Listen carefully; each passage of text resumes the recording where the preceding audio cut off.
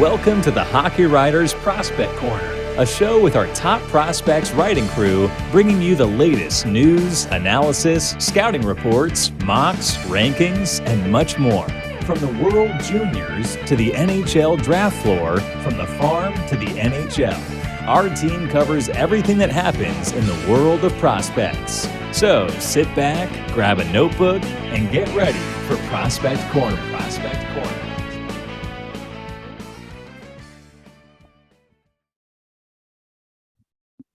Hello, everybody, and welcome to another episode of Prospect Corner presented by the Hockey Writers. I'm your host, Logan Horn. Today, I'm joined by my co-hosts and fellow prospect analysts, Matthew Zator and Peter Baracchini. Matt, how are you doing? I see you've got some decorations up already. Are you ready for a little break for the holidays? Yes, I did not plan that Christmas tree right in the nice right in the frame there. Christmas is less than a week away now. Yeah, and when we're recording, that is on this episode we're recording. Christmas is coming, and that means World Juniors, and of course we'll be talking World Juniors again. So doing well. Yeah, absolutely. Peter, how are you doing this week? This fine evening. Yeah, I'm doing great. Unfortunately, like Matt, I do have my tree up. I'm just not on the right angle or right camera shot. But I can tell you it is glowing. It is beautiful. And it's got a lot of pop culture / whatever references you could think of. I just got a Pikachu ornament from the Hallmark, including the Legend of Zelda Triforce. So you know what? My tree is looking fantastic, if I do say so myself. Nice. I can see it in my mind. I'm a big fan. There you go. I knew it. Yeah. All right. I also don't have decorations in view. That's because I'm not in the right room of the house. Anyway. Okay. So before we get started with our next World Junior Championship preview, I want to let you know that this week's show is being brought to you by The Morning Skate, a daily newsletter delivered to your inbox Monday to Friday, jam-packed with the best hockey stuff on the planet. It's a daily dose of the latest NHL news, rumors, history, funnies, quizzes, and more. Just a little hockey fun and information brought to you every day of the week from the Hockey Writers. Check the description of this video for a link to sign up today. All right, as I just mentioned, we are continuing our World Junior Championship, our World Juniors preview series. And today we're going to start off with Team Finland. Always a dangerous team in this tournament. They won the silver medal last year, lost to Canada by a matter of inches before Mason McTavish tossed the puck out of the air and sent it the other way. So we'll start off with this. Joakim Kemell was one of the best players in last August's tournament, well, as a whole, but also for Team Finland. And I want to hear what you guys think. Do you think Kemell has another step to take production-wise in this year's tournament? Peter, I'll start with you. It's going to be difficult to try and top off 12 points in 7 games. I mean, considering that, he was pretty damn good. I'm not going to lie. We all expected Kemell to be one of the top players in last year's tournament. And let's face it, he's going to be relied on heavily once again to carry the offensive load. And you do not have Kasper Simontaiva. You do not have Aatu Räty. You do not have Rani Hirvonen, but they still got a lot of talent up front. And Kemell is definitely going to utilize that shot that we've all known to love from the past. But last year he was, displaying his underrated playmaking abilities with 8 assists. So the fact that he's becoming more of not just a one-dimensional sniper shooter, he's creating space for himself. He's drawing opponents in and he's creating opportunities for his teammates. So that is going to be the big step for Kemell. And I think he's going to replicate he's going to replicate his performance last time around again for Finland this time around, because he's going to be a big offensive contributor for them. Yeah, that's a good point. Several good points, but I think it's going to be tough for him to keep it up or improve a little bit, just because, like you said, he's missing a lot of teammates. Hopefully Brad Lambert can take a step forward a little bit. Maybe if he can take a step forward, that would help Kemell out a little bit. Matt, what are your thoughts? Do you think Kemell has another step to take production-wise, or maybe just all around in his game at this year's tournament? Well, like Peter said, it's going to be hard to do more than what he's done, but definitely, he definitely has the skill level to do it. And I still am so surprised that he dropped where he did to the Nashville Predators. We had him a lot higher, I believe, in our rankings, and he went quite a bit lower than everyone thought. And his skill is just off the charts, like he showed at the World Juniors last time. And This time he's a year old, not a year older because that tournament is not a year away ago. Yeah. But he is, a few months older, and and doing pretty well where he's playing this year. He's not at the same. I don't think he's at the same production level as he was last year. I'm just going to pull up his stats quickly here, but he's got 8 goals, 10 points in 24 games so far. Had 23 and 39 last season. So, is actually pretty close to where he was last season. So I think he can probably stay at the same level he was at least. But I say, you never know. Being better, even just a few months older with more experience, could do wonders for him. And regardless, he's going to be a ridiculous player in the NHL one day. And again, another player we're seeing at the World Juniors that is probably going to become a staple in the NHL in probably a year or two. Yeah, absolutely. He's got all the potential in the world to be that player, even though he dropped a little in the draft after his hot start last year and kind of leveling out. He's kind of been at the level that he played at consistently for a lot of last season. That's kind of where he's played at this year. So you kind of know where he's at. Aside from a real hot streak. So that's kind of nice to know. He's still really young. He's still already played a year and a half in the Finnish Liiga, in their top pro league in Finland, which is like quite a difficult league, especially for teenagers. So that's impressive on its own. All right, next question here. I'm just curious who you guys are paying attention to for Finland. So Matt, what's a player to watch for Team Finland at this year's tournament? The whole team. There's a lot. That narrows it down. Because last episode and the few episodes before, there weren't that many we can pick out. This one, you can go through the whole group of positions and talk about a few players. But I will talk about someone you just mentioned him not that few minutes ago. In Brad Lambert, and there's a guy that dropped in the draft. Winnipeg Jets snagged him later on, and he was talked about again. We've said this; it was talked about in the top 10, a lot of the time, and even in the top 3 not that long ago. So, for him to drop that far, and now he's playing the AHL, and he had a pretty good stretch. I know kind of dropped off a bit, but he has impressive. The stats aren't impressive: 2 goals in 14 games. But, he's a -9. Plus minus, like we always say, is a flawed stat, but that doesn't look very good. Had a pretty good training camp for the Winnipeg Jets too, stood out a bit. And so you don't know. It'd be great for him to actually, perform at this tournament like he did a couple years ago. He was one of the best players for Finland at a very, very young age. I believe it was only 17 at that point, and stood out. So if he can get back to that, we said that in the last World Juniors, and he kind of fell off. He wasn't that good. Atu Ratu was the more dominant player over him. But yeah, and I'm hoping that Lambert, but keep an eye on him. He's still a ridiculously skilled player and can get back to what that level is. He's a dangerous player. And, for a guy that, like I said, was in that top 3, definitely has all the skill in the world to be a good player. It's unfortunate that he hasn't been able to put it all together since that World Juniors, where he was that dominant player that everyone thought going to be a top 3 guy. But you don't know. I'm hoping that he does do it because, for a guy that is that highly skilled, I think he still has the potential to be a dominant NHL player. It's just right now it doesn't look like it's there, but it's great he is in the AHL rather than playing in the Liiga for not a very good team like he was previous to that. So, but keep an eye on Lambert anyway, and he's going to be a pretty good player for Finland.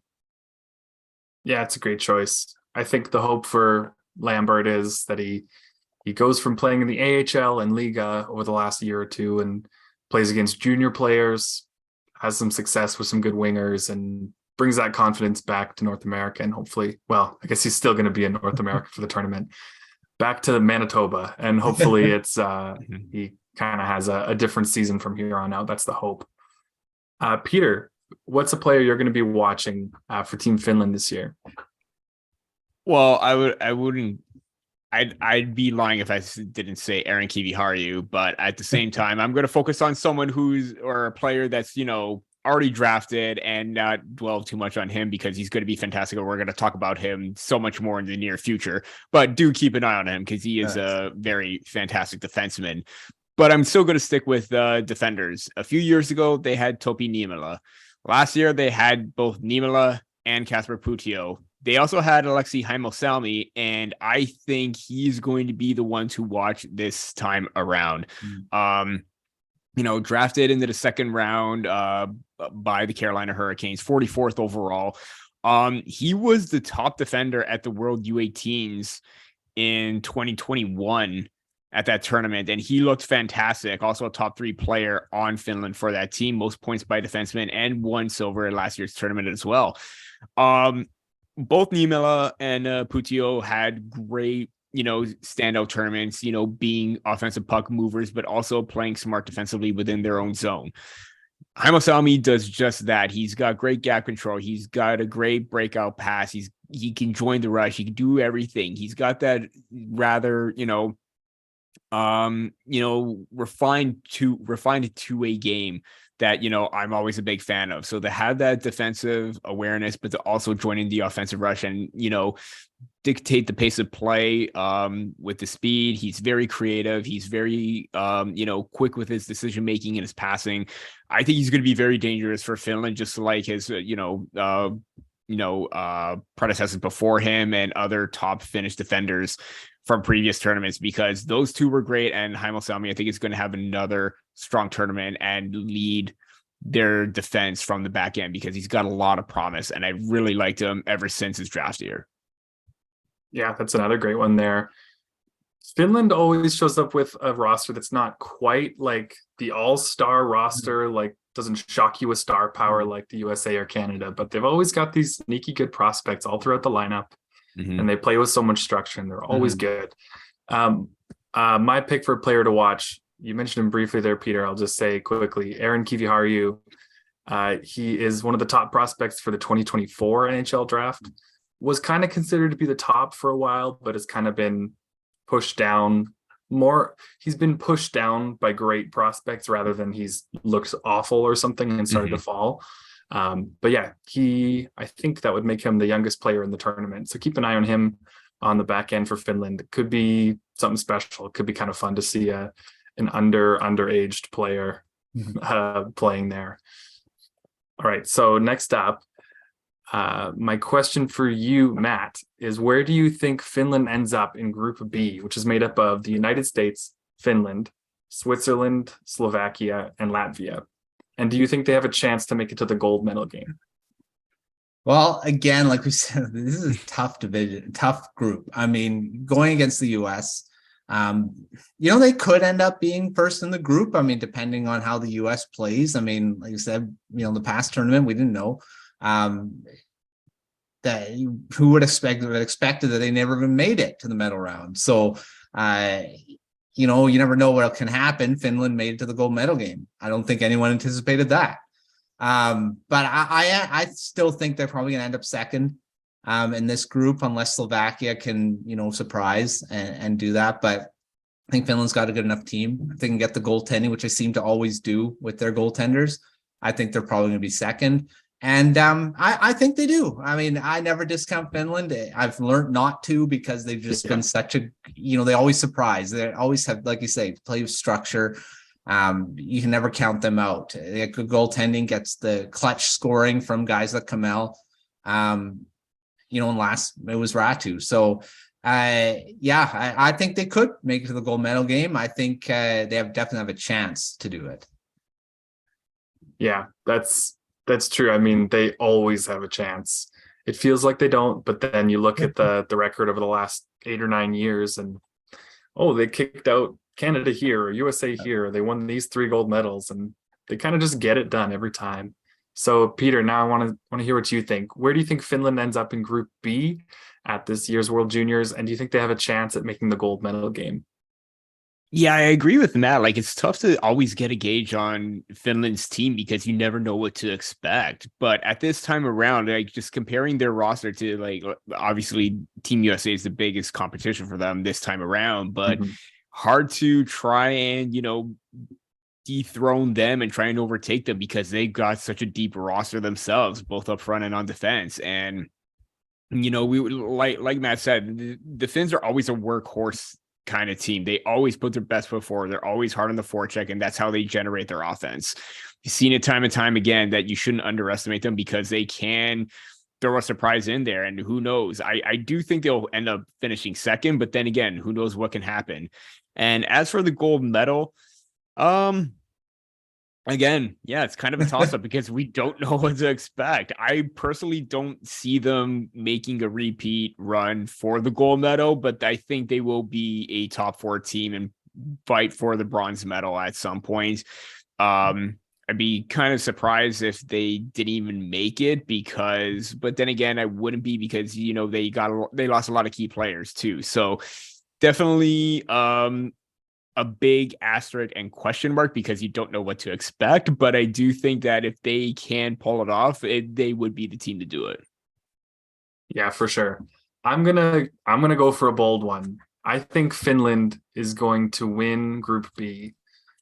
I think Team USA's forward group and defense is so stacked offensively, but they lack a lot of size and just general defensive ability. Like many teams in this tournament, they're going to struggle with goaltending a little bit, Team USA. So if Finland can lock them up, just check them and forecheck them and make them very frustrated, and then the offense clicks. If the offense clicks, like we've said, they're missing a few key players from last year's tournament that helped them get there. But if the offense clicks, I think they've got a shot, and I think that would be really fun. And if that's the case, then I think they're making the gold medal and giving Canada a fight. That's my guess for the other side. Spoiler, I guess. But all right. So one more thing here. We're gonna do a quick fire question for you guys. You guys do not know what I'm about to ask you, and I'm gonna just get your honest opinion in the moment.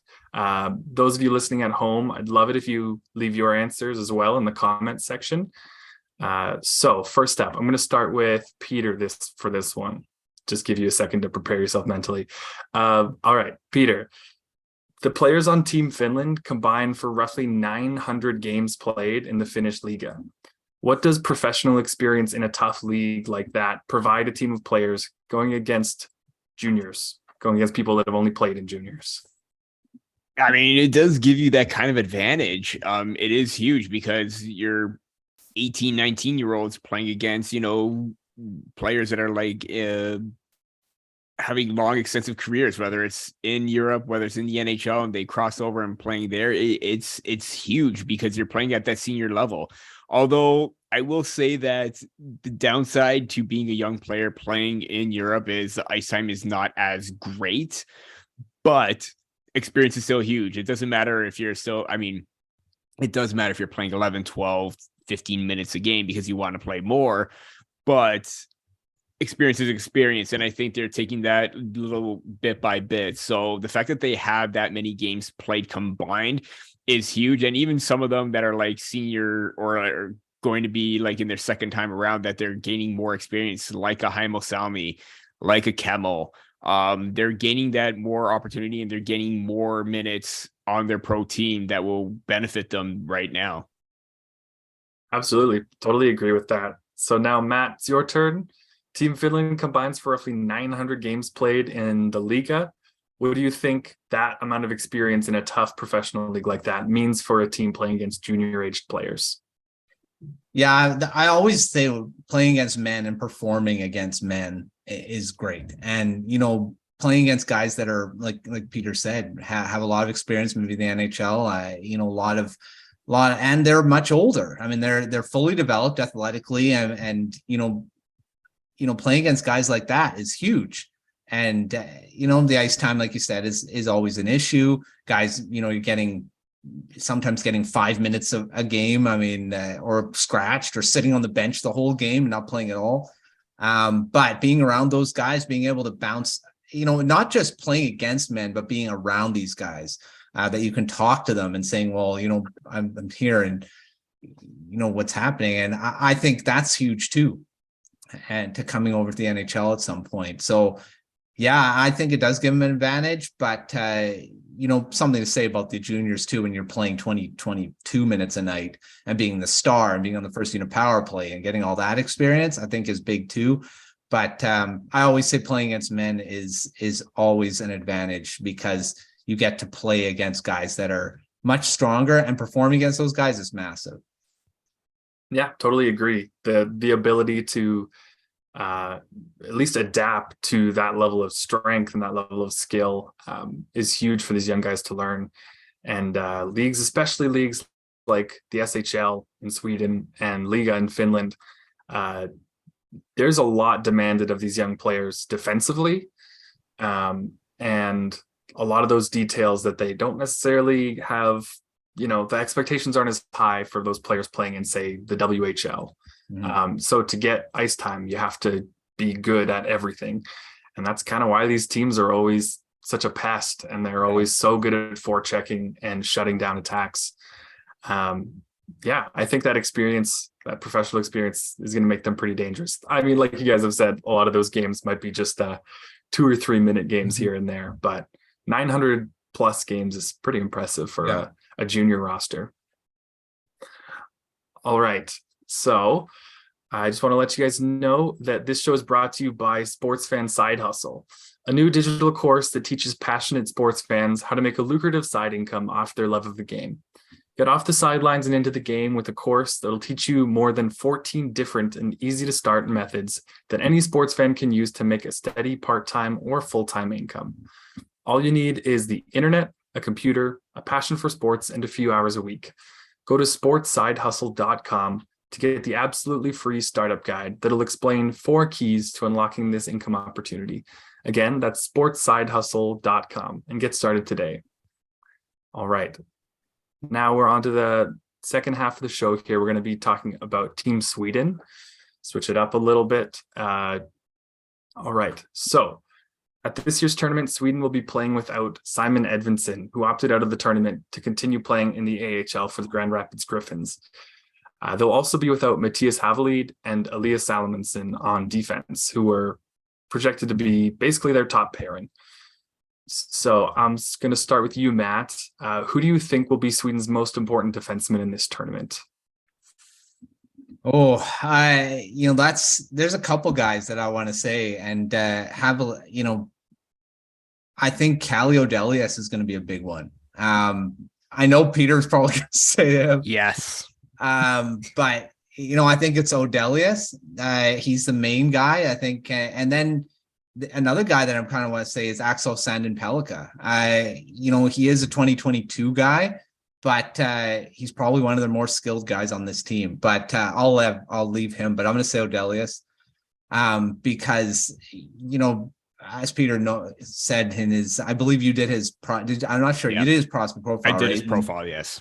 And he's just such a great two-way guy. And again, another guy I thought dropped quite a bit from where I thought he would go. I mean, this is towards the second round, end of the second round, going to the New York Islanders, who seem to be able to grab these guys later on, getting Ratu at a place where he shouldn't have gone. But Odelius is going to be a heck of a player in the NHL at one point, and he's going to be a key guy without those two major defensemen on the back end. Yeah, for sure. Odelius is a great pick there. I agree with you. It was kind of surprising to see him drop a little bit. And I hadn't really put that together that the New York Islanders seem to just keep stealing people in the second round, but they're getting pretty good at that. Peter, what are your thoughts? With Salomonsson, Havelid, and Edvinsson not in this tournament for Sweden, who do you think will be their most important defenseman? Yeah, I mean, all three, I kind of expected them to. I could understand Edvinsson not going because he wants to focus more on developing as a pro and all that. But Havelid, who looked really good at that U18 tournament, and Salomonsson would have provided some reassurance and some experience on that blue line as well. But yeah, they're going to be in tough. And I agree with Matt about Sandin-Pellikka, but to rest your hopes on a 17-year-old that on a team that has had a history of, not performing well right now. As creative and outstanding as he is, that he gets you out of your seat, where he's making moves and all these plays that are just absolutely jaw-dropping. It's great, but I just want to see how he's able to compose himself at a senior tournament right now. I think he'll do fine, but I do think Kalle Adelius is going to be the player because he has had experience with a number of players on his team. I mean, we talk about the Djurgårdens three up front with Lekkerimaki, Ohgren, and Ostlund. He's played with them. I talked with him at the draft combine, and he prides on himself on, adapting and being a solid two-way kind of player. His transitional game is great. He's very evasive, and obviously defense is going to be a sticking point because he does have good gap coverage, but he can get caught at times. And I think that's going to be the main thing for not just him, but for this Sweden defense that's kind of mobile and very offensively talented, but can they play within their own end? And I think Odelius is the more kind of experienced one in that regard to try and play a very sound and steady two-way game. They're also a very small defense overall. I mean, you're looking at their size, just their biggest defenseman is Elias Pettersson, and he's 6'3". Yeah. From there, there are smaller guys on defense. Yeah, for sure. And losing Edvinsson probably drops the average by 2 or 3 inches. Yeah. I mean, you guys made some great points there. Sandin Pellikka, Odelius. One other defenseman I'll point out is the Canadiens prospect Adam Engstrom. Yes. Solid two-way guy, tons of points in the few games in the J20, the top Swedish junior league. And then he's got quite a few games in the SHL this year. Probably going to be leaned on pretty heavily because there's a lot of guys that they probably didn't expect to have to play, and he was one that I'm sure was already on the list. All right, now we're going to talk about some players to watch for Team Sweden at this year's tournament. So, Peter, I'll ask you, who is a player to watch this year for Team Sweden? As much as I want to pick Leo Carlsson, I want to pick Leo Carlsson because I am going to pick Leo Carlsson. Honorable mention to Liam Ohgren because I love his work ethic and his intensity, and he's a very pro-like player right now, so he's going to be a leading factor for Sweden. But Leo Carlsson's game right now is just absolutely amazing what he's able to do, the composure that he has playing as, a teenager amongst men in the SHL. Kind of went cold, but the way that he's able to still make plays, get involved in the offense, and do everything he can to generate chances is just absolutely amazing. And the fact that, 6'3", 194 already has that pro-like frame, doesn't have the quickest foot speed, but he can try and use a stride to break free from players. And that, to me, whenever he has nothing, he always makes something out of it. And the way that he's progressed throughout the season, I'm absolutely hoping that he gets an opportunity to be a factor within their top 6 because he could play both center, he could play wing, and the way that he just carries himself on the ice is absolutely phenomenal. Everything he does is just effortless, and the way that he plays, there's a reason why I'm high on him, and it's because of that pro-like game, the smarts, the IQ, the ability to create space for himself and his teammates. I think he's going to be a big reason for why Sweden goes far because he's got a lot of potential for him as a top player in this draft and for his career. Yeah, absolutely. Carlsson he's one of the top prospects in this year's draft for a reason. It's been well documented that this is a very good draft class, and he's considered in the top 5 by most people. He's going to be something special. So, seeing the way that he can manhandle and move around players in the pro leagues might be kind of fun to watch him against juniors. That's a good one there, Peter. Thank you. Matt, now on to you. Who's a player that you're going to be watching for Team Sweden this year? And don't pick Elias Pettersson. You can pick Elias Pettersson if you want. I don't think that's who you do. But... I won't pick Elias Pettersson. I think... Unfortunately, I don't think he's going to get a lot of time on this team. As much as I do think he is a very underrated defenseman, I'll honorable mention to him because I hope that he does get some time because he's had a heck of a season. not SHL, not as much because he's not had a lot of production there, but playing 24 games there. So I'm hoping he does get some time, that we actually see him, not just being on the bench, and because they do have 8 defensemen going. So it's not like all of them are going to be able to play. But they have so many good forwards. I mean, you can mention all these guys. You mentioned Bill Carlson's a big one. Lekkerimaki, again, a guy that may not play because of a concussion he had. But if he does, he had such a good U18s. I'm giving a lot of honorable mentions before I get to my guy here. Lekkerimaki is another guy. But the guy I'm going to focus on is Fabian Lysell. Because of the fact that he played in the AHL and production 19 points in 20 games, almost a point a game right now. And, Providence letting him go. I mean, they've got a few AHL guys. They got Isaac Rosine. He's from played in the AHL this season as well. We talk about experience, and they're getting more guys. Like Finland's got their experience. They've got guys that could potentially be call-ups to the NHL now, and Lysell's one of them. And the skill level this guy has is just off the charts. And we talk about guys that dropped in the draft. Another one. This guy should not have gone where he went to Boston, and he's showing why right now, because in the AHL, he's, like I say, near a point a game. Before that, for the Vancouver Giants, was a dominant player there. He was a big player in the playoffs for a Giants team that wasn't supposed to do much. Was one of the most productive guys over the playoffs there, and again, transferred to the AHL. And now he's probably front and center on this Sweden team.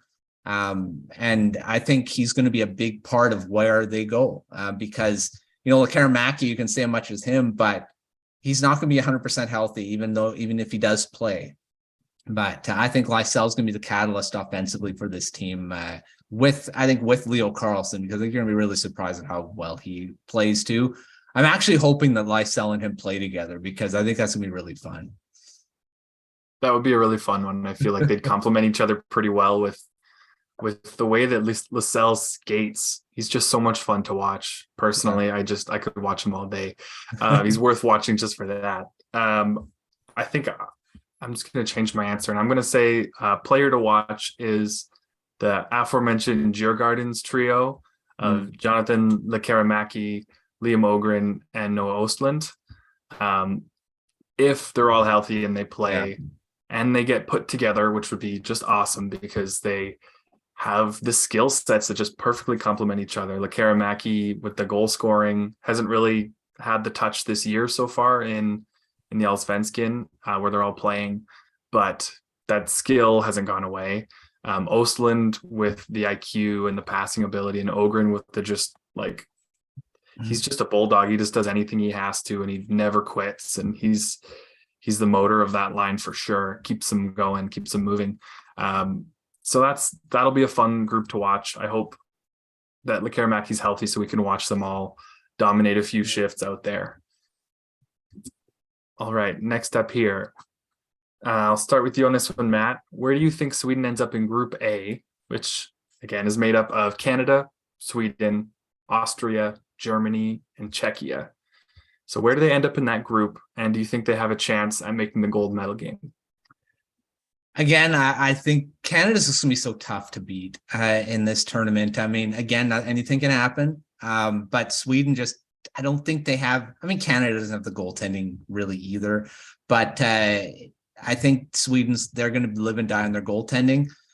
They got the offense. If everyone's healthy, they got the offense to win. And defense, again, is a question mark because they're missing a lot of key guys. So, they have the team to win. I think they're going to end up being second because Canada's just strong throughout their lineup. And I say maybe goaltending is their weakness. But in the past, Canada's shown they don't really need the goaltending to win. I mean, remember Jeff Glass? I mean, they didn't have to make a save in most games. So, I mean, he had there were some games where he had 5-10 shots and he had a shutout. So nothing against him as a goaltender, but they could have had a way lesser goalie in net and win. So I think this team is really close to that type of team because so many NHLers are really, I mean, NHL type players are on that team. So I think Sweden is going to be in tough to beat them. I think it's going to be a Canada-Sweden gold medal game. So right now, I'm going to say Sweden does make the gold medal game. Ooh, that's pretty bold too. I like it. Mhm. All right, Peter, what do you think? Where do you think Sweden ends up in Group A, and do you think they make the gold medal game? They're going to finish second in the group, and I think it's going to come down to goaltending because Carl Lindbaum didn't play a game last in the summer tournament when it was Kalle Klang and Jesper Wallstedt getting the starts. Now it looks like he's probably going to be the potential starter. Obviously, you also have Ian Blomqvist and Marcus Brandman that could challenge, but I think with experience, I think it's going to be Lindbaum. The difference between Canada and Sweden is Canada's, and we talked about this before, Canada's defense has the ability to play that shutdown style as well to counteract the, questionable goaltending that they have heading into the tournament. Obviously Canada has their puck movers in Zellweger, Brandt Clark, Kevin Kurchinski, but they also have those stay-at-home kind of defenders with Nolan Allen, Jack Mateer.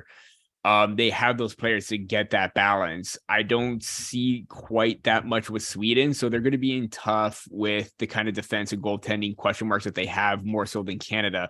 And like Matt said, we've seen, star goal or not so big name goaltenders have star performances. So who knows? Maybe Carl Lindbaum could step up and be that unknown factor or, X factor for them that actually rises to the occasion and gives his team a fighting chance. But, comparison wise, I think they're going to be in tough, but I do think that they'll finish second. As for the gold medal game,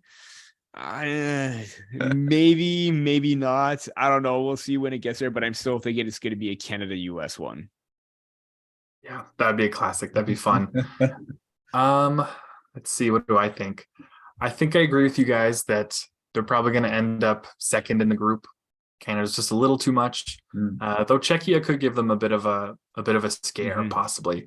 Yes. I'm going to make a bold prediction in the opposite direction of Matt, and I'm going to say that Sweden's out in the quarterfinals this year. That's been something on my mind. I do like Carl Lindbaum. It's been surprisingly good in Allsvenskan this year, the second tier pro league in Sweden. Could maybe be one of the better goalies in the tournament, which isn't saying a lot, to be honest. But that D-core worries me. The forwards are going to be exciting. They're going to be dynamic, and they're going to just have a whole bunch of variety that they can show.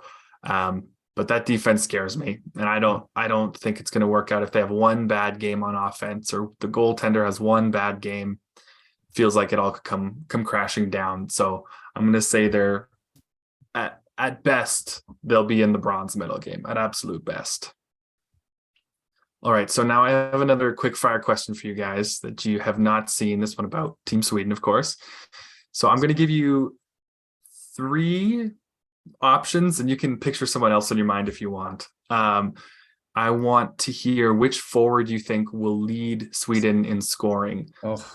My options that I'll give you, but you can pick someone off this list if you're feeling frisky. Leo Carlsson, Fabian Lysell, or Noah Ostlund. Peter, what do you think? Who would you bet on? Can I pick an all the above? No, you cannot. Okay. As much as I love Leo Carlsson, I do think Fabian Lysell has that kind of dynamicism to it. Not to say that Carlsson doesn't, but he has that experience. He has that type of playmaking abilities that can vault the offense going forward. He had 6 points in 7 games last tournament in 2022. So I'm thinking he's going to take a big step offensively for Sweden to lead them with his transitional play, his playmaking, and be that kind of setup player that can spot a Lekkerimaki, Ohgren, Ostlund. That again, I'm probably thinking of like an A unit power play right here, not actual 5-on-5, but he can still do that damage at even strength as well. So I'm going to say Lysell. Yeah, it's a good pick. That's a fair one. Matt, what is your pick? Which forward do you think will lead Team Sweden in scoring? Leo Carlsson, Fabian Lysell, or Noah Ostlund? Well, I already said Lysell is going to be the catalyst for the offense for Sweden, so I'm not going to go against myself. He's going to do it again. I mean, say 21 points, set 12 games in the playoffs for the Vancouver Giants this past playoffs. He knows how to do it in high pressure situations, and he was just amazing. If you watch those playoffs, he was just beyond great. So, I mean, yeah, I think it's Lysell, and he's going. I already said it. He's going to be the reason they get where they do, because he's going to be the main guy on offense. Also, He was second to Emil Andre in scoring last year, or in the August tournament, with 6 points. Yeah. So, yeah, that's a pretty safe pick there for sure. Then I'm going to go with Ostlund, just because he's been excellent so far this year in Allsvenskan, and I think regardless of who's on the line with him, I think he's probably going to be on the top line, just because he can make things happen for whoever he gets paired with. But Lysell is a pretty good option there too. Pretty tempting. All right, we're going to move on to our last segment of the week. This is the way we like to end all our shows, by talking about our prospects of the week. So, Peter, who is your prospect of the week this week? Yeah, I'm still going to keep it draft centric. I'm going with Kelowna Rockets forward Andrew Cristall. Obviously, 2023 draft pick. It's going to be a deep year, but he's just been on an absolute tear. 10 points in his last 5 games, 55 in 29 this season, on pace for 129 points. So that is absolutely ridiculous. Only behind Connor Bedard, and Connor Bedard is just on another level of his own right now. But in his last 3 games, Cristall has 10 points. And that says a lot right now about it, the way that he's playing, his dynamicism, his ability to be that, shooting / playmaking threat every single time he's on the ice. So if you're not keeping an eye on Andrew Cristall, do so right now, because he's going to probably shoot up a lot of draft ranking boards. That's for sure. So he's my prospect of the week. Yeah, absolutely. There's an unnamed Canadian sports media site that released draft rankings recently where Cristall's nowhere to be found, despite being the second leading scorer in the entire WHL as a first-year draft eligible player. That is something special. I got us covered. Don't worry. Yeah, I figured top 3 maybe, or no? That was a little high. Maybe not. Top 5, 10 maybe. Top 10. I think he's definitely in the top 10. Yeah. I can see it. Yeah, for sure. All right, Matt, who is your prospect of the week this week? Well, this is a guy, and we've talked about a few times about guys dropping where they shouldn't be. And this is Sasha Pastujov. I mean, yeah, this guy's just unreal. I mean, Anaheim Ducks, 66 overall, 3rd round pick in 2021. Since he's come over and playing in the OHL, he's just been lights out good. I mean, 34 goals, 76 points last season for the Guelph Storm. Playing now for the Sarnia Sting, traded there. This is just insane on his numbers. I mean, he's got 19 points in 14 games for the Guelph Storm before getting traded. Now it's 21 points in 11 games for the Sarnia Sting. On pace for 98 points this season, 49 goals, 49 assists. Now, this is a guy that went in the 3rd round. Now, why did he go in the 3rd round? He should have gone in the 1st round, which is where all of us had him, I believe. At least late second. Yeah, at least late. I mean, come on. 3rd round pick. Early second. Why did I say late second? Sorry. Early 2nd round. I mean, barring, edge of the 1st, whatever. But he's just showing, I mean, the Anaheim Ducks, they've already got quite a few guys that they've got from where they shouldn't have got them. But right now he's got those points, and then he's in his last 5 games. He's got 12 points, 12 points in 5 games. No, wait, more, 13 points in 5 games. And he just doesn't slow down. So, I mean, Pastujov, keep watching this guy, because I think he's going to be dominating the NHL at some point, 19 years old right now. And yeah, I mean, there's not much more you can say about him. he's just too skilled to be a 3rd round pick. So yeah, that's a good call. Too skilled to be in the 3rd round, too skilled to be left off Team USA. yes. But that's just we'll talk about that next week, I'm sure. But that's just one of those classic cases of the team having a role in mind of like a top 6 scoring skilled forward, and you're battling for that spot. You're not battling for a roster spot. You're battling for that one spot in the entire lineup with like 3 other guys, and he didn't make the cut for them, which is pretty wild.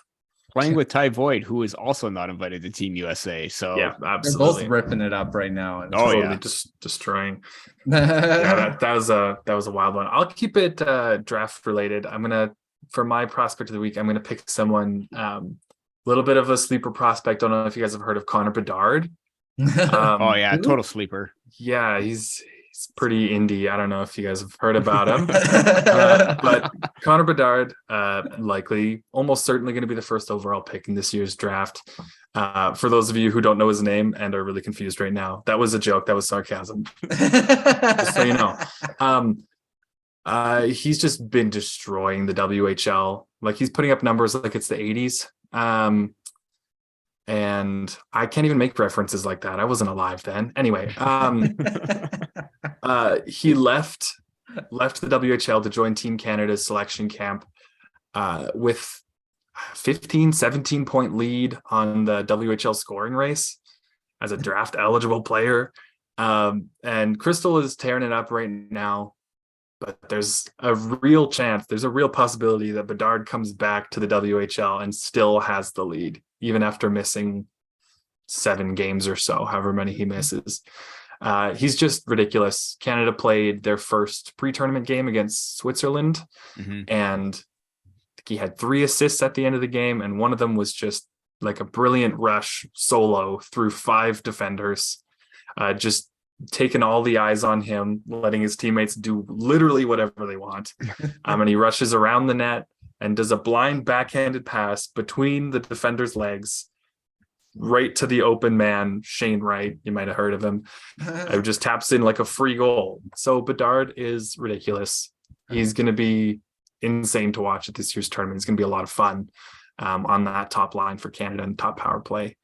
So yeah, that's my prospect of the week. And it almost feels unfair to pick him for prospect of the week because we could all do it every week and have something new to say every time. I think it's going to be in a rare instance where we have to pick him as a prospect of the week, but I think it should be like null and void. We should not pick him anymore because it's just not allowed to. Yeah, he's the honorable mention every single week. Yeah. Just from now on, just assume he's the prospect of the week and we're talking about everyone else. Yeah, for sure. All right.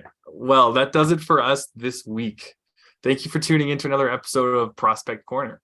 Make sure you subscribe to the Hockey Writers YouTube channel to make sure you don't miss the rest of our World Juniors previews. And make sure you check out the site, thehockeywriters.com, for tons of World Juniors coverage over the next few weeks.